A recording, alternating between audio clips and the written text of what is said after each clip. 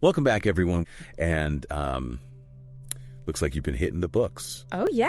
You sent over the climate book by Greta Thunberg. Mm-hmm. And wow, it's huge.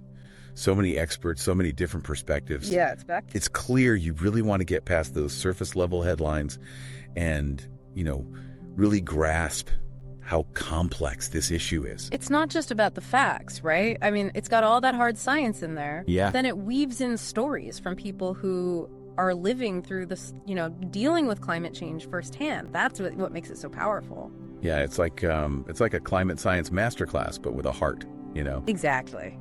All right, so where do we even begin with something this massive?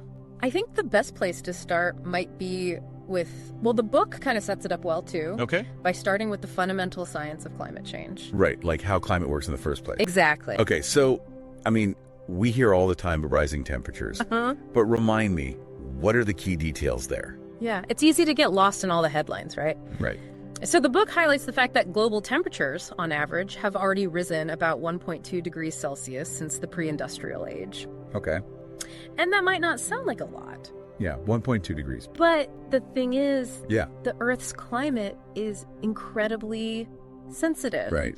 And even those small changes can have huge ripple effects, Yeah. We're talking about weather patterns getting messed up, sea levels rising, Right. entire ecosystems going haywire. It makes sense, though, right? Like those feedback loops we always hear about. Exactly. Like how melting ice leads to less sunlight being reflected, which just leads to more warming. Exactly. It's like a domino effect. Yeah. And the book really goes into those feedback loops, Okay. explaining why these seemingly small changes can have massive consequences. Okay. And it makes it crystal clear that all this temperature increase is mainly driven by humans. Okay, so no doubt about that.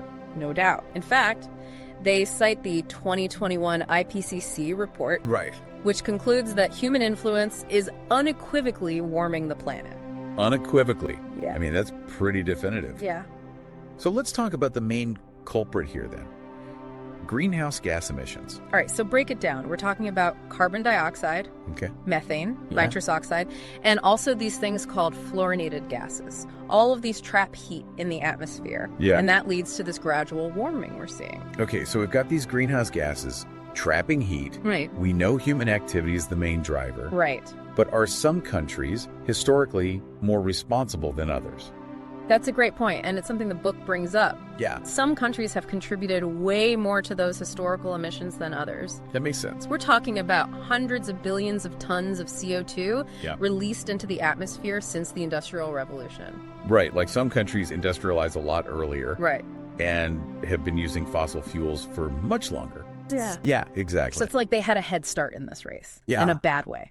Exactly. It's a great analogy. Yeah. And this idea of historical responsibility, it becomes really important when we start thinking about solutions. Yeah, that makes sense. Like, who needs to step up first? Exactly. Questions of fairness and who takes the lead. Right. The book actually dives into the Paris Agreement, for example. Yeah, the Paris Agreement. I hear Yeah. about it all the time. Mm-hmm. But to be honest, I need a refresher.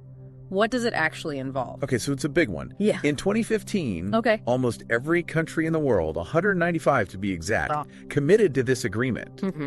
The goal is to limit global warming Okay. to well below 2 degrees Celsius, ideally 1.5, Okay. compared to pre-industrial levels. So that's a pretty ambitious goal. Are we actually on track to meet it? Well, the book doesn't shy away from the challenges. It points out that right now, no, we're not on track. Oh, okay. There's a big gap between what countries have promised Right. and the actions that are actually needed. So a lot more work needs to be done. Definitely. One thing I found really interesting in the book was the idea of the carbon cycle. Yeah. Can you break that down for me? Sure. So the carbon cycle is like this delicate balance Right. that keeps our planet in check.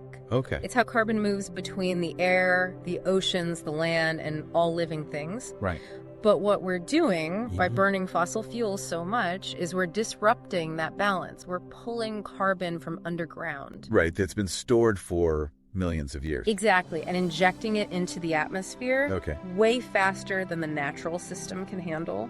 So it's kind of like we're messing with a recipe that's taken millions of years to perfect. That's a great way to put it. What are the risks if we push this balance too far? So the book uses this analogy of a bank account. Okay. There's a limit to how much carbon we can put into the atmosphere Yeah. before we hit these tipping points, once we cross those, we risk triggering these irreversible changes, these runaway effects. And they use the Permian period extinction as an example, right? Yeah, exactly. Isn't that the one where like 90% of marine life just disappeared? Yeah, it was a mass extinction event. Yeah. During that time, there were massive volcanic eruptions that released tons of CO2, and it led to, well, runaway global warming. Okay. The book uses it as this warning, showing how fragile the Earth's systems really are. Wow. Okay. Yeah. That example really puts things into perspective. Yeah. So we've talked about how climate works and the risks involved. Yeah. But what's actually happening to the planet right now? What are we seeing out there? That's a great question. Yeah. And it's what we're going to look at next. The book goes from the why to the how. Okay. Showing the very real, very tangible effects that are happening right now. Okay. Yeah, I'm ready for that. And some of the descriptions are, well, they're pretty eye-opening. Okay. I'm ready. Let's get into it. So you're ready to see how this is all playing out in the real world? Yeah, hit me with those eye-opening descriptions you were talking about. What are we seeing out there? Well, one of the most striking changes the book highlights is the rise in extreme weather. Okay. It's like our weather's on steroids, and I Okay. don't think that's an exaggeration. All right, weather on steroids. You got my attention. But what kind of extreme weather are we talking about here? It's everything, really. Yeah. Heat waves, but like we've never seen before. Right. Wildfires raging across huge areas, fueled by these hot and dry conditions, Right. intense rainfall and flooding, just catastrophic. The book really doesn't hold back on describing the devastation. Yeah, I remember those heat waves that hit Europe a few years ago. Right. The news coverage was it was hard to watch. And to think that's only going to get more frequent and more intense. Yeah, that's the reality, unfortunately. And it's not just heat waves. The book also goes into the melting of ice sheets and glaciers, Right. which is directly linked to sea level rise. And that's a huge threat to coastal communities everywhere. Sea level rise is one of those things I've heard about forever, but I'm a little fuzzy on the specifics. What kind of timelines are we talking about? Well, the book gets into those projections. Okay. They're pretty sobering. We could see sea levels rise by like half a meter to a full meter by the year 2100, depending on how our emissions go. Okay. But what's even scarier is that scientists can't rule out a rise of over 2 meters by 2100, or even 5 meters by 2150. So there's a lot of uncertainty there, Right. which makes it even more complex. Wow, those numbers are hard to even grasp, like a 5-meter rise. That would be unimaginable for coastal cities, for entire island nations. It's almost impossible to comprehend the scale of the impact. Millions of people displaced, infrastructure lost, increased risk of flooding and erosion. It's just huge. Okay, I gotta say, this is all feeling pretty bleak. Is there any good news here? I mean, there are huge challenges ahead. Yeah. But I wouldn't say it's all doom and gloom. The book does dedicate a good chunk to solutions, and that's what we'll be getting into in the last part of our deep dive. Okay, I need to hear that. But before we jump into solutions, I want to circle back to something you said earlier. Okay. This idea that climate change is about more than just CO2. Right. Can you expand on that a bit? Yeah, that's a key point. The book really drives home.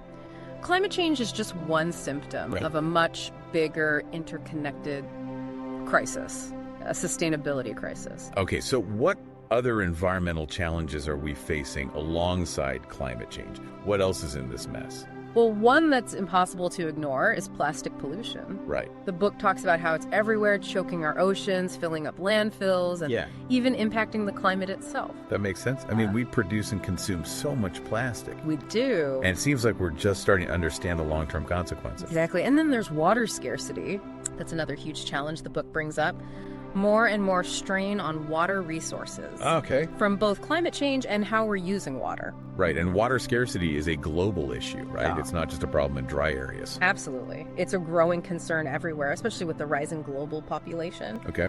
And then finally, the book tackles deforestation and just unsustainable land use in general. Right. Emphasizing how much they contribute to making climate change worse. We are losing forests at an alarming rate. It's like we're dismantling the very things that help regulate our planet. Yeah, it does feel that way. Like we're attacking the planet from all sides. Yeah. Rising temperatures, plastic everywhere. Yeah. Water shortages, deforestation. It feels kind of overwhelming, honestly. It is a lot to take in. Yeah. But the book does offer some hope by reminding us that we have the knowledge and the tools to actually address these challenges. Okay, that's what I need to hear.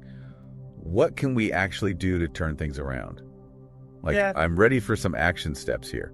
That's the big question, right? And that's what we'll explore in the final part of our deep dive. Okay. The book gets into a whole range of solutions, from switching to renewable energy to changing how we consume and adopting more sustainable practices. All right. I'm officially ready for some optimism. Bring on the solutions. Okay, so after that deep dive into the problems, I'm definitely ready for some solutions. What does the climate book have to say about turning things around? Yeah. Like, where's the hope? Yeah, well, the book definitely doesn't sugarcoat things. Right. But it's not all doom and gloom either. It really stresses that we have what we need, the knowledge and the tools to make a difference. It's not about giving up. It's a call to action. That's good to hear. So where do we start? What are some of the most promising solutions? One of the biggest things we can do is transition to renewable energy, solar, wind, all that. The book highlights the amazing progress we've made with those clean energy technologies, and they're not just these fringe ideas anymore. They're becoming more and more cost competitive with fossil fuels, which is huge. Yeah, I've definitely noticed that. Like, solar panels are everywhere now, and wind farms are becoming a much more common sight. But can renewables really power the entire world? That seems like a massive undertaking. That's the goal, for sure. Yeah. And the book makes a really strong case for why it's possible. It talks about completely transforming our energy systems, moving away from fossil fuels and towards a clean energy future. It sounds like a huge systemic change. What about individual actions, though? Can we actually make a difference through our own choices? Yeah, for sure. Sometimes it feels like a drop in the bucket, I know what you mean, but individual actions are super important. The book talks about how important sustainable consumption is for reducing our impact. Yeah. And it's not just about what we buy, Right. but how much we consume overall. So being more mindful, more intentional with our choices. Yeah. Thinking about the impact before we buy something new. Exactly. The book also dives into this idea of a circular economy, where the focus is on reducing waste and reusing resources as much as possible. And it highlights the impact of those everyday choices, like eating less meat, choosing sustainable transportation, and speaking up for change in our communities. So it's like this multi-pronged approach. Yeah. We need those big systemic changes at the global level. Yeah. But our individual actions also contribute to that larger shift. It's all about everyone playing a role. I love that. It really is about all of us. Yeah. And the book also points to how powerful social movements and activism can be in driving policy changes and creating those systemic transformations we need. It reminds us that we're not powerless. We can use our voices to demand action from our leaders. Absolutely. Especially when it feels like things are moving too slowly. We need to hold those in power accountable. What really struck me throughout the whole book was the focus on hope and action. It's not just about presenting this doom and gloom scenario, but offering a roadmap for a more sustainable future. I totally agree. And I think what's really cool is how the book links individual actions to that bigger idea of systemic change, showing that our choices matter, both in reducing our own impact and inspiring others to do the same. So for you, our listener, who's been absorbing all of this, the question is, what will you do with this knowledge? Are you going to let it overwhelm you? Or will you use it as motivation to take action? And remember, you're not alone in this. There are so many people all over the world already working towards a more sustainable future. And whether you're changing your own habits, supporting eco-friendly businesses, or joining a movement, every action makes a difference. Absolutely. Every step counts. So go out there and be the change you want to see. And if you ever feel overwhelmed, remember there's a whole community out there ready to support you. Thanks for joining us for this deep dive. Thanks for listening, everyone. Keep learning, keep asking questions, and keep pushing for that brighter future. This planet is worth fighting for.